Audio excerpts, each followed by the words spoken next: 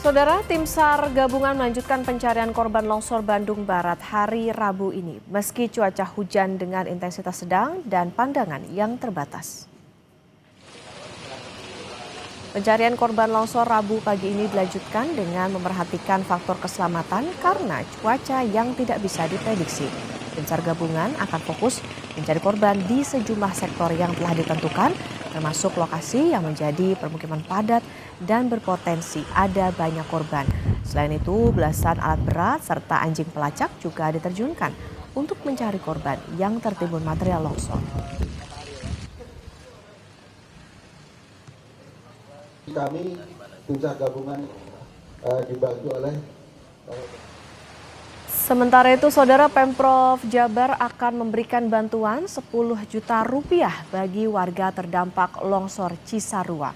Bantuan 10 juta rupiah tersebut disebutkan cukup untuk 2 bulan ke depan. Bantuan tersebut diberikan agar warga bisa mencari kontrakan untuk menghindari tumpukan di pengungsian.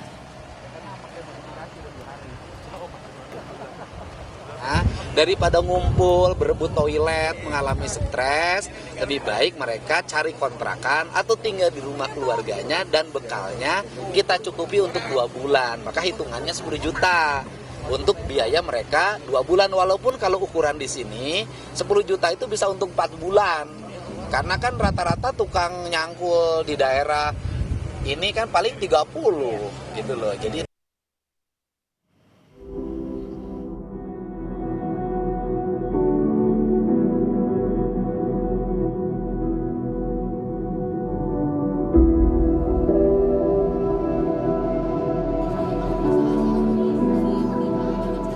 Ratusan korban longsor di Cisarua, Bandung Barat masih bertahan di pengungsian. Tak ada lagi tempat untuk dituju usai rumah mereka hancur tertimbun material longsor yang terjadi Sabtu dini hari. Warga mengaku trauma kembali ke wilayah tempat tinggalnya. Di sisi lain, warga khawatir jika relokasi jauh dari ladang tempat mereka bertani dan beternak.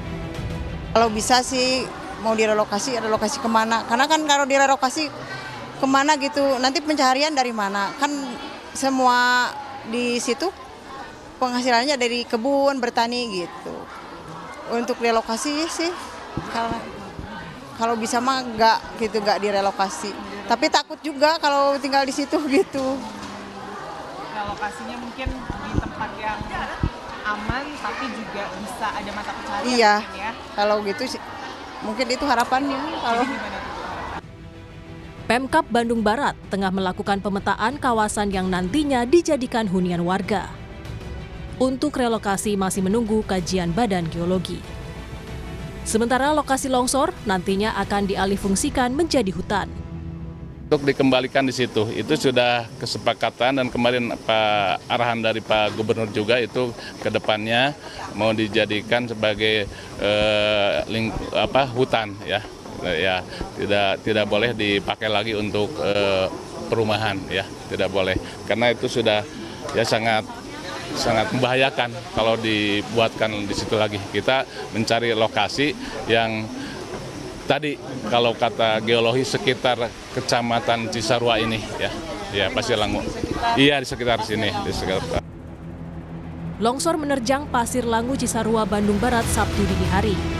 Peneliti geologi sekaligus dosen teknik geologi ITB Ahmad Sadisun menyebut, longsor akibat adanya penyumbatan aliran air dan curah hujan yang tinggi menyebabkan jebolnya penyumbatan di lereng gunung. Pada saat itu kan hujan cukup deras ya, hujan cukup atau dikatakan bisa ekstrim karena nilai curah hujannya di atas 200 mili, bahkan lebih gitu ya. Klasifikasi BMKG itu 150 mili ke atas saja sudah ekstrim. Nah, disitulah yang menarik ya, sehingga ada sumbatan dari aliran air yang ada, kemungkinan besar seperti itu ya, yang saya analisis saat ini ya, ditambah oleh curah hujan yang ekstrim saat itu ya, terjadi jebolah sumbatan itu dan aliran besar, yaitu menuju bagian sisi tentunya mengikuti jalur sungai existing yang ada. Saat ini, ratusan korban longsor di Cisarua memilih bertahan di pengungsian. Warga tak berani untuk kembali ke rumah, khawatir longsor susulan kembali terjadi. Tim Liputan, Kompas TV. Informasi terkini terkait evakuasi hari ke-5 korban longsor Cisarua di Bandung Barat. Kita terhubung dengan jurnalis Kompas TV Niko Anggriawan dan juru kamera Bimo Wicaksana. Niko, selamat pagi. Rencana pencarian dan evakuasi korban hari ini seperti apa, Niko? Mengingat situasi pagi ini berkabut di sana. Ya, tadi baru saja digelar apel yang dilakukan oleh tim SAR gabungan. Intinya meskipun hujan dengan intensitas ringan hingga sedang yang mengguyur Kecamatan Cisarua, Kabupaten Bandung Barat ini sudah berlangsung sejak pagi tadi, Okta dan juga saudara, tentunya tim SAR gabungan ini tetap mengutamakan keamanan yang nantinya akan memberikan kelancaran untuk mencari para korban yang saat ini masih tertimbun material longsor. Dan saya akan menunjukkan kepada Anda jumlah personil dan juga jumlah korban yang telah diangkut oleh tim SAR dari lokasi longsoran. Ini jumlah korban yang terdampak ini ada sekitar 158 jiwa. Data ini diupdate pada Rabu 28 Januari 2026 atau hari ini sekitar pukul 7 waktu Indonesia Barat. Kemudian jumlah orang yang selamat ini ada 78 jiwa.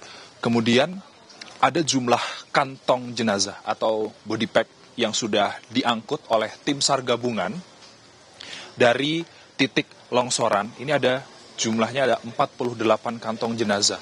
Tentunya setelah dilakukan pengangkatan kantong jenazah dari lokasi pencarian, nantinya kantong jenazah tersebut akan langsung dibawa oleh ambulans menuju ke posko DVI yang ada di Puskesmas Desa Pasir Langu, Kecamatan Cisarua, Kabupaten Bandung Barat. Dan kemudian kendaraan SAR yang digunakan, kemudian ada unit-unit yang digunakan untuk mencari korban yang tertimbun material longsornya. Ada helikopter 5 unit, kemudian ada pesawat yang fixed wing ini 1 unit, ada drone yang digunakan 9 unit. Drone ini difungsikan untuk melakukan pemetaan terlebih dahulu, Okta dan juga saudara, sebelum nantinya personel SAR diterjunkan.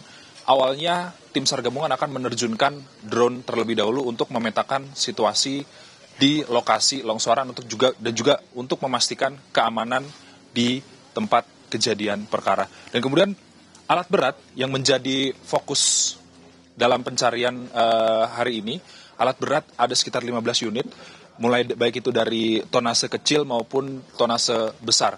Tadi kami sempat memantau ada sekitar 2 unit ekskavator berukuran besar yang saat ini sudah masuk ke dalam lokasi pencarian untuk melakukan evakuasi. Dan sekitar 2.716 orang ini dilibatkan untuk melakukan pencarian para korban yang saat ini sekiranya dalam hitungan Basarnas kemarin yang disampaikan langsung oleh Kepala Kantor SAR Bandung, ada sekitar 80 orang yang hilang hingga saat ini. Pencarian masih terus berlangsung, Okta dan juga saudara.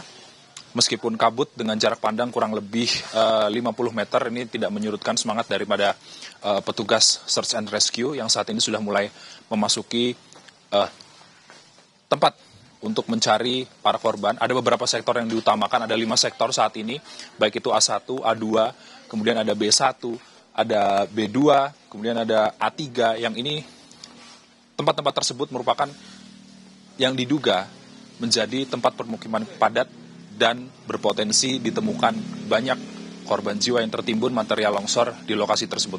Untuk sementara demikian, Okta, kembali ke studio. Ada 5 sektor tempat pencarian, cuaca masih tidak menentu, tapi tentunya tetap mengutamakan keamanan. Lantas, Niko, sudah adakah informasi terbaru soal berapa jumlah korban yang sudah dievakuasi dan juga sudah teridentifikasi, Niko?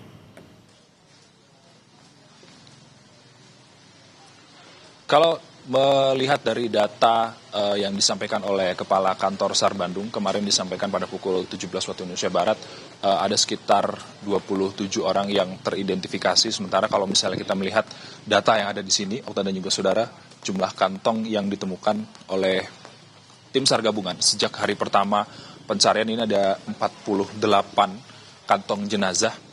Dan kalau kemarin di hari keempat, ini ada sekitar 8 kantong jenazah yang ditemukan di tempat kejadian perkara. Dan kemudian di sektor A1 dan A2 ini menjadi fokus tim SAR gabungan untuk mencari korban karena di tempat tersebut merupakan permukiman padat yang nantinya tim SAR gabungan akan menggunakan alat berat, kemudian ada melibatkan anjing pelacak dan juga pengevakuasian secara manual. Ini nanti kan akan diutamakan untuk mencari para korban hingga nanti sore. Okta. Baik, terima kasih atas laporan Anda, jurnalis Kompas TV Niko Anggriawan dan juru kamera Bimo Wicaksana dari Kabupaten Bandung Barat. Selamat bertugas kembali, jaga kesehatan.